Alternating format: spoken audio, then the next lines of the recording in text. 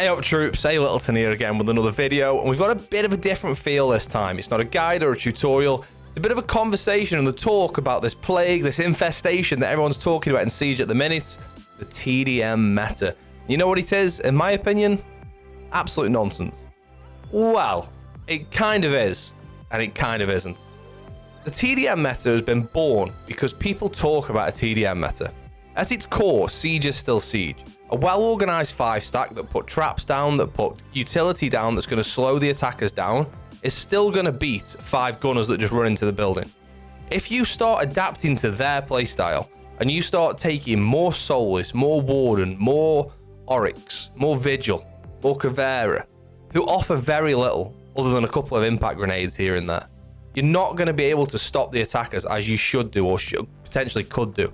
If you take Melusi, Legion, Smoke, Wamai, Mute, and put those traps and that utility on the entry points into site, or if you're holding further away from site, on the area around where you're playing, you put 3 Mute Jammers down and they can't drone. Oh, they're not droning, so Mute's no use. All right, put Melusi Banshees down, put Legion Goo Mines down, put Ella Grismot Mines down.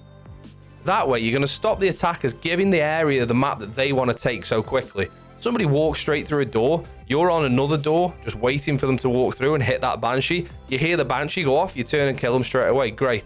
Easy kill. Except if you haven't got that Banshee there.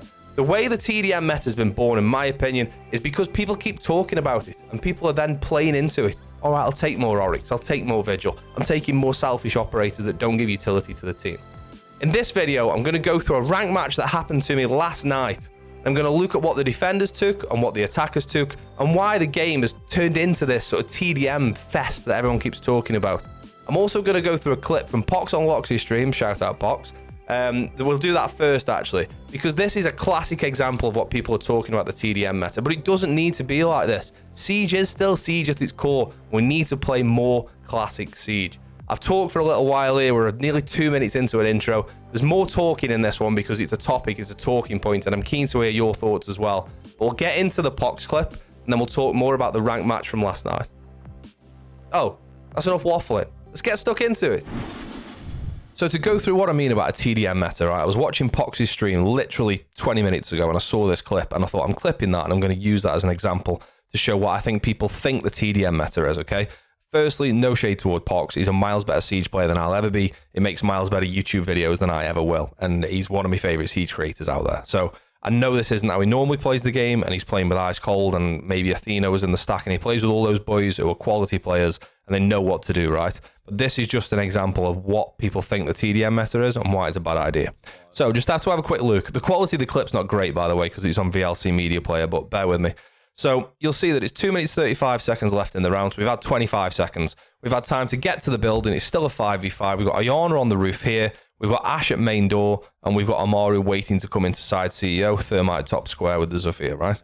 So the plan here, what they were talking about in the before the start of the game, is Pox is going to peek CEO, the head holes at the side of CEO wall here, and he's going to severe stun in. And the sound from that, hopefully, will disguise the sound of Ice Cold coming through the side of CEO using Amaru, okay? That's the plan. The problem is, neither Thermite nor Zofia nor Ayana, who's on the roof, where you're just about to see a drone here in the side of the picture, and Ash's front door, based on that, no one's droned CEO. Nobody knows what to... All 4 players could be back CEO for all we know. So we Zofia stun in, first one gets picked up by an ADS, the next one goes off, and then we say, right, let's repel in. Ice Cold repels in, and in just a second you'll see what happens. Ice Cold's dead. In that same time, Thunderbird has swung from the side here. You're wearing a shotgun, I was going to say. Using a shotgun. Pox is never going to win that fight with a shotgun, with an auto shotgun from there as well. So Thunderbird goes down. Thermite then swings in top square, and Thermite dies to someone peeking from, I assume, CEO perhaps, but it all happens so quickly. So within 14 seconds, 3 players have died. Amaru's come in the side of CEO and died. Zofia's walked in top square, has died. Thermite's walked in top square and died. So we've now got an Ayana who walks in top square, and guess what? She dies. And now we've got an an Ash on the front door, on the front rappel of the building, looking at CEO, trying to get an angle. So the problem's that's what I think people mean about the TDM meta. So just to pause this again. That strat would be fine if you knew what was in CEO. You could get some information about what's in CEO, or if you went and maybe naded below in CEO. Now, I know that Pox and Locks and Ice Cold and whoever else was in this stack know that. I'm not telling them how to play the game because this was probably a round. It's 0-0. They're probably having a bit of fun for the first round. But this is generally how other teams play the game and go, oh, it's a TDM meta. That's why it's no fun anymore. That's what happens. Look at, just watch it one more time. But this is what other players are doing and saying, well, this is why the game's no fun at the minute. 4v5, 3v4, 2v4, 1v4, boom. I mean, what's Ash going to do there on the front of the building from Rappel? Incidentally, Ash got this down to a 1v1 and lost the round with the 1v1, but it wasn't far off. But that's the problem. Nobody droned. Nobody did the right things in clearing utility, nading from below if you can get free kills, taking areas of the map. Do we take lobby? Do we take square? What do we take? Nothing was taken. Everyone just walked through the door and died. And that's why people are saying it's a TDM meta at the minute. So you've seen the Pox clip, right? It's a 1v4 within like, what, 30, 35, 40 seconds of the round. And let me just reiterate one more time. Pox knows how to play this game better than I do. His stack that he's playing with would never normally do that if the game was on the line. It was a bit of fun a bit of a fun round for them. However, it's a great example to how most people play the game at the minute. And I say most, you're talking sort of silver, gold, platinum, maybe low emerald, are playing the game like that. I'm not bothered about droning. I'm going straight in. I'm dying straight away and then complaining about it. It's classic. That's just a good example of what happens there. Let's get into the rank match from last night. I'm going to break it down and talk about what the defenders could have done and what the attackers do and how it could be prevented, and basically that this TDM meta is preventable. So I'm going to use this clip from a ranked game that I played literally last night to try and explain to you what I mean. Now, you can see some walls are reinforced and barricades are up in there. It's a bit of a replay bug, but they're going to get done over time. So what I mean by there's also a Solus bug because Solus is on a gadget. You can see the drones, but don't worry about that. What I mean by a TDM meta and my interpretation of the TDM meta, right? In an ideal world, if we spin this round, you would want to see some kind of wall denial on these two walls. A line of sight across here and a line of sight across here, right? If we can make, is that the best angle to show you that? I think it is, isn't it? Yeah. Now that's, or you could potentially reinforce this and put wall denial across all three. That's not really the best way of playing Villa these days. But look at the utility that's on the defender's side of the ball, right? Okay, so if we make that slightly bigger, we've got an Ela, a Doc, a Fenrir, a Solus, and a Warden. The Ela's got a shield, Doc's got a cam, Fenrir's got a cam, then we've got impacts and C4. Out of those 5 operators, 3 are what I will call selfish operators. And being a selfish operator, I don't mean that in a bad, being selfish is generally like seen as not a good thing. But in Siege, what I mean by a selfish operator is the utility that's used is just for you. Okay.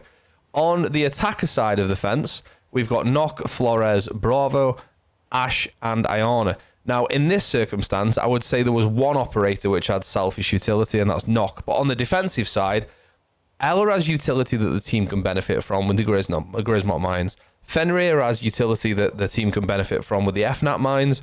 Doc has a syringe that, yes, you could argue the team can benefit from, but how often do you get healed by a Doc? It's generally there to heal himself. Solus has a scanner just for herself. Yes, it benefits the team if she can destroy the drones, but you know what I mean. The gadget is just for herself.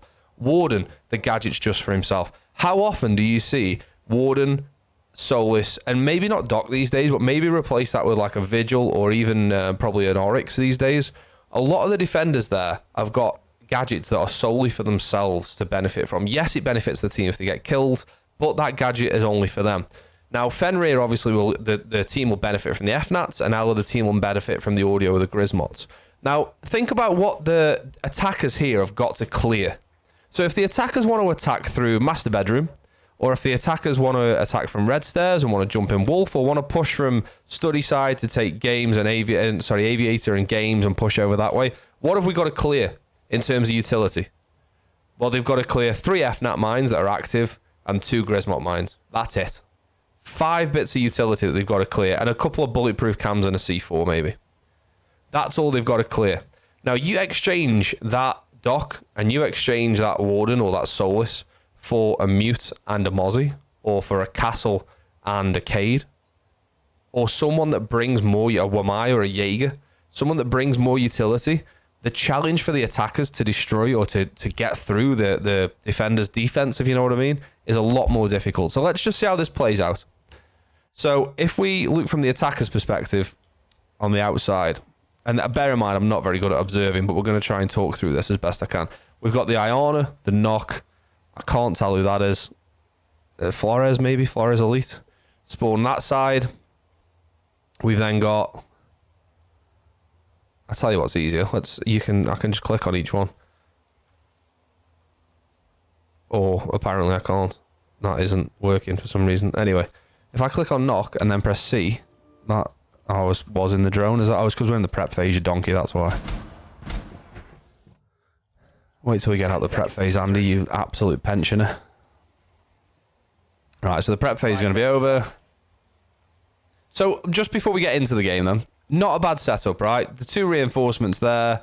We're getting the 3rd reinforcement, the 2nd reinforcement here, sorry, when the line of sight will be across here and across here, so you can hold into closet. That's not bad. We've got the middle wall reinforced. I don't know if the rotates are there. You can't really tell. If I click on... we've got 2 impacts still in the pocket of Soulless, so it appears that rotate actually isn't made. Attackers are moving to defuse the bomb. It appears that, yeah, the line of sight's not made and the rotate's not made. So there's the first mistake from the defenders, right? The sight setup is nearly there. But you know why the sight setup isn't there? Is because somebody didn't check that they've got a bailiff or a shotgun. Now, the doc should have a bailiff, I imagine, as his secondary, but you can't really tell. So I can't tell you what the doc's got as his secondary, but we should have a rotate here. We should have a line of sight here, and we should have a line of sight here. They're the basics for getting this sight set up. So and straight away, the defenders are at a disadvantage, in my opinion, okay? Now, let's just see where the attackers are. So we've got 3 spawn this side, 4 spawn that side. And who's on the other side? Is it the Ash? No. Everyone's this side of the map now. So, I was the Knock, by the way. What I'm doing playing Knock in a rank game in 4-4, I have no idea. Get me on the thermite all day. So my plan, just to give you an idea what I was droning in for and what my plan was here.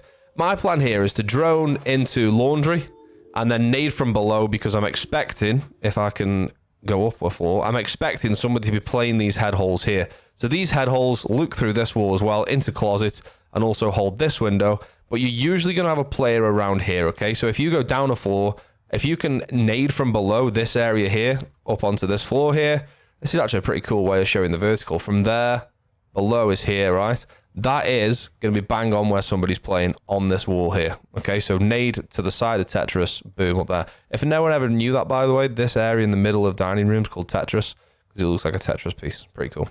So that's what you want to be aiming for, this area here. If you nade there from below, generally, you're going to get a kill most rounds. So that's my plan, right?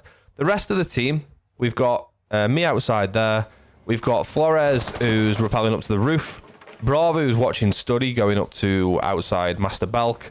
Ash also on the roof, and then Iona going up to Master Belk. So we've got 2 on the roof, 1 going in laundry, and 2 going Master Belk. Let's try and get an overview of what the defenders are doing. So straight away, the Warden goes for an aggressive C4. That is not going to be a million miles away from Iona, but it goes too far. Doesn't even take any HP off Iona, which is surprising, because I blew up there and I felt like Iona was close. But the Warden straight away is being aggressive. We're 30 seconds into the ground. Into the ground? What? Let's look at where the defenders are. Ela can't falter. Has played an operator that brings utility. Has played an operator that brings a shield. And is playing passively behind a shield to hold an area of the map that she wants to protect. Can't fool you. Doc playing Astro. Not bad. He's doing a job. Holding a key area of the map. Playing Astro is a really fun place to play. Fenrir, Cowardly Fox, by the way, who's a great streamer, plays Ying and Kavera all the time, top fella. He's playing in Trophy, isn't a bad place to be. Solus is on the roam downstairs and toilet, and we've got the Warden who's being aggressive. So, not bad to begin with, right? Not a bad place to be for the defenders. So, as the round goes on, we then start getting aggressive here on the balcony.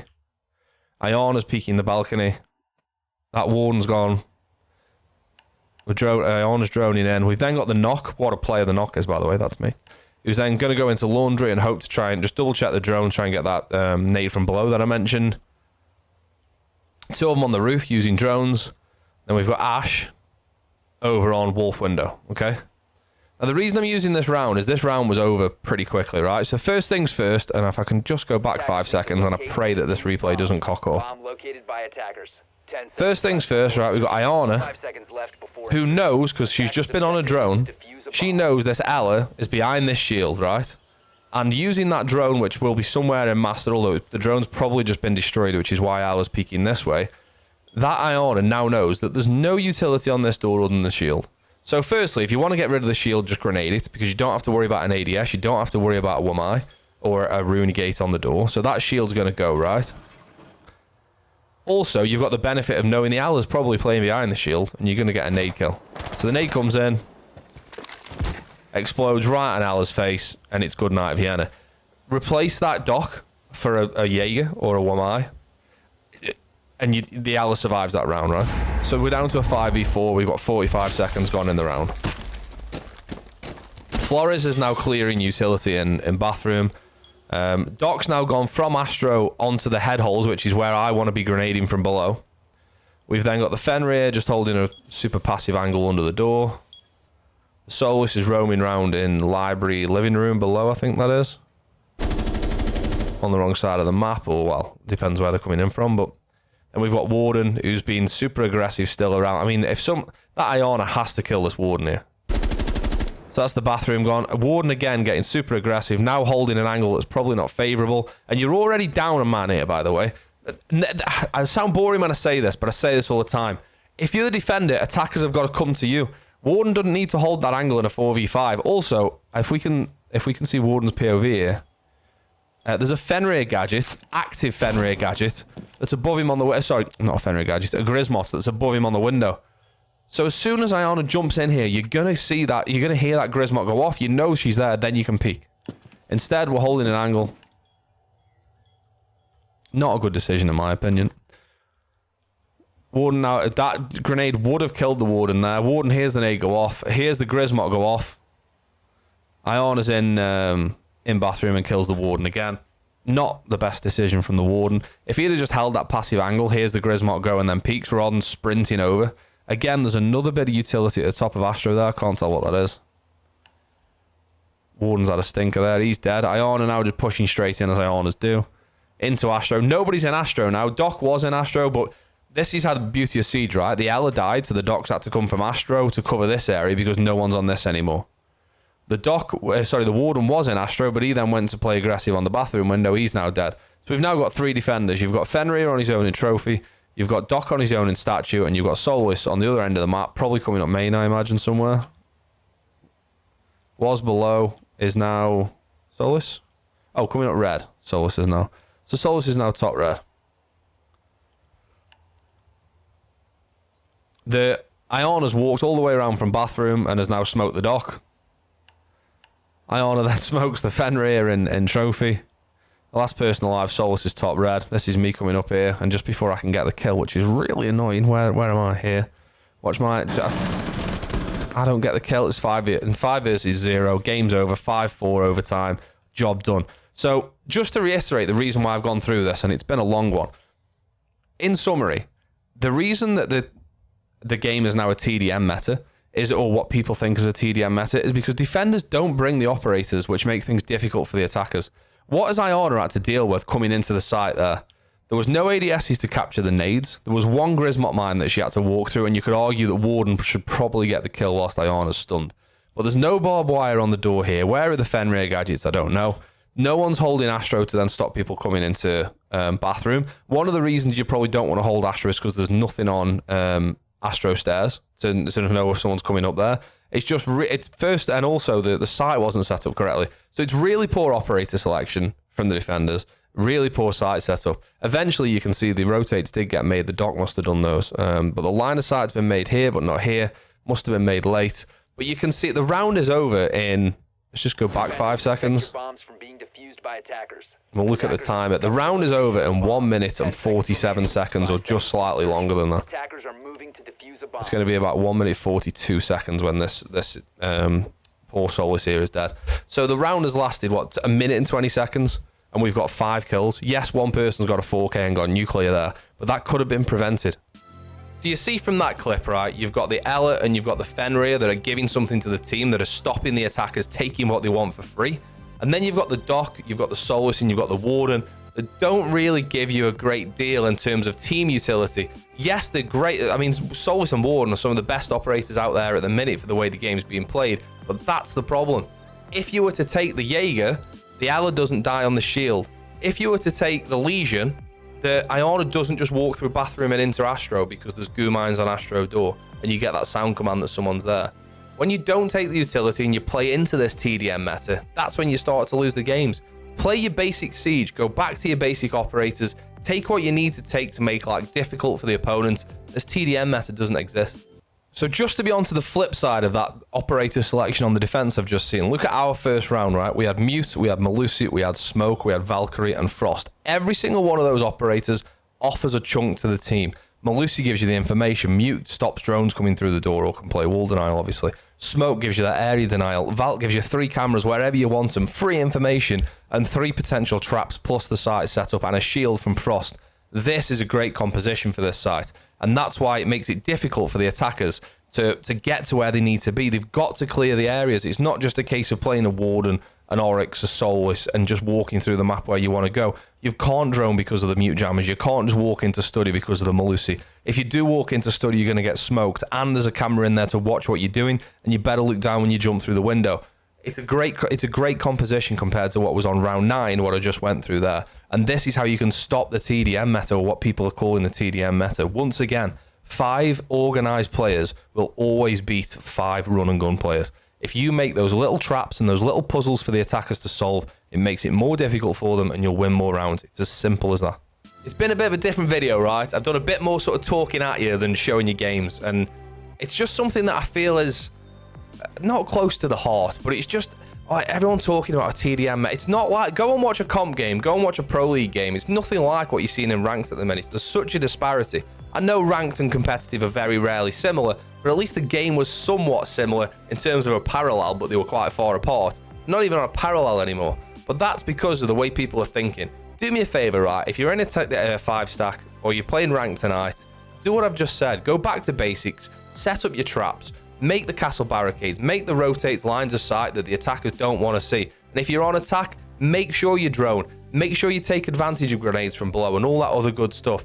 Look, life is different from when the 20-second meta existed, right? Now there are way more options to clear a shield. Before we used to have Ash, Zephyr, and a couple of grenades. Now there's Gon 6s everywhere and all sorts of grenades coming from every eye, all that sort of good stuff, right? There's now hard breach charges, so you're less reliant on your hard breach as you were before. The game has evolved, don't get me wrong. More operators can do more things. I mean, look at Zero. He's got cameras, 4 of which. He's got a Gon 6. He's got hard breach charges. He can destroy utility with those cameras. He's got a good gun. He can do the lot himself. Buck, he's got soft breach. He's got hard breach charges. He's got Gon 6. He can do a lot himself, and that's why the game's evolving slightly. But deep down at its core, Siege is still Siege. And if you play it that way, you're going to win more games. Cheers for watching. Sorry for talking at you. I hope you've taken something from it. I'm keen to hear your thoughts, actually, on, I seriously hear your thoughts in the comments below. In short, the TDM meta exists because people are playing into the TDM meta. Go back to Siege and you'll win more games. Cheers!